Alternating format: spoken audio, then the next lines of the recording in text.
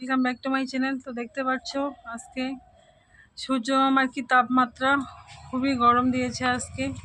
তো জামা কাপড় ধোয়া হয়েছে অনেক, তার জন্য আমার গাছগুলো শুকিয়ে গেল। দেখতে পাচ্ছ সবগুলো ফুল ঝিমিয়ে গেছে, এত রোদ্দুর তাপ।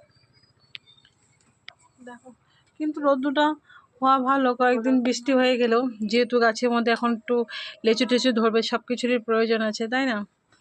চলো দেখে রান্নাবাড়ি কি হচ্ছে। এখানে ভাত বসিয়ে দিয়েছি, ভাত হচ্ছে। তারপর দেখো এখানে ডাল, মুসুর ডাল হয়েছে, মাছের মুড়ো দিয়ে লাউ ঘন্ট হয়েছে।